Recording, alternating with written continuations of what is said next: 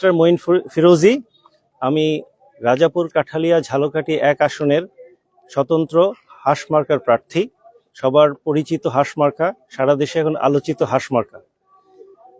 আমি এখন আছি বিষখালী নদী, আপনারা দেখতে পাচ্ছেন অপরূপ সৌন্দর্য লীলাভূমি এই নদী। কিন্তু এই নদীর ইতিহাসের সাথে জড়িত আছে অনেক মানুষের কান্না। আমরা সবাই জানি নদীর এপার গড়ে ওপার, এপার ভাঙে ওপার গড়ে, এই সে নদীর খেলা। এই খেলা আমাদের চলছে দীর্ঘদিন ধরে। এখানে দীর্ঘদিন ধরে এই এলাকার মানুষ বিষখালী নদীর এই বিষ তাদের হজম করতে হচ্ছে, কারণ এখানে অনেক প্রকল্প হয় নদীর পার বাঁধানোর জন্য। আপনারা দেখতে পাচ্ছেন বালুর বস্তা ফেলা, কিন্তু অপরিকল্পিতভাবে সরকারি টাকা অপচয় করে বছরের পর বছর এই নদীর পাড়গুলো সাময়িকভাবে যখনই ভাঙন শুরু হয় তখনই এই খেলাটা শুরু হয়, এবং দেখা যায় কিছুদিন পর পর নদী ভেঙে মানুষের জনপদগুলো বিস্তীর্ণভাবে উজাড় করে দেয়া হচ্ছে।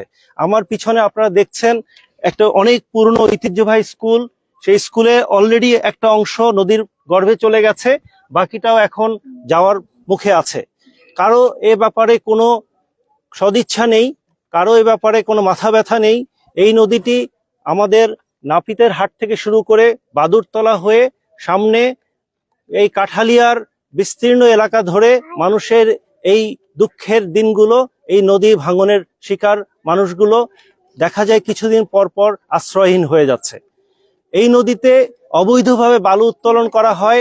এই নদীতে চর হলে সেই চরের মাটি কেটে অপরিকল্পিতভাবে ইটের ভাটায় নেওয়া হয়, যার কারণে দেখা যায় কিছুদিন পর পর এখানে যে স্বাভাবিক গতি প্রবাহ কিছুদিন পর পর এদিক সেদিক চলে যাওয়ায় নদীর পাড়গুলো ভেঙে যায়। আমি অচিরেই দাবি করছি প্রশাসন, বিশেষ করে যে সরকার, যে আগামী দিনের যারা সরকার গঠন করবে, তাদের কাছে আমার জোরালো দাবি, বিষখালীর এই বিষ আর আমরা হজম করতে চাই না। আমরা চাই বিষখালী মানুষের কাছে একটা অপরূপ সৌন্দর্য, এবং এখানে যাতে প্রতিটি মানুষ এসে বিকেলবেলা, আজকে যেরকম পরন্ত বিকেলে আমরা এসেছি, এখানে বসে নদীর পাড়ে বসে আনন্দ করবে, এবং এই নদীটি সবার কাছে একটা চমৎকার উদাহরণ হয়ে থাকবে যে এই এলাকার মানুষের সৌন্দর্য লীলাভূমি হিসাবে। আমি অচিরেই এই এলাকার এই সমস্যার সমাধানের জন্য আমার পক্ষ থেকে যা করার সেটা করার জন্য আমি দৃঢ় প্রতিজ্ঞ।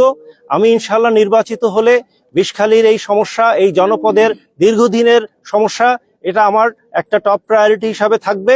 ইনশাল্লাহ আমি সর্বোচ্চ চেষ্টা করে এই এলাকার মানুষের এই দুর্দশা থেকে আমি যাতে নিস্তার হয় সে ব্যাপারে সচেষ্ট থাকব। আমি ব্যারিস্টার মঈন ফিরোজী, হাঁসমার্কার প্রার্থী। আসসালামু আলাইকুম।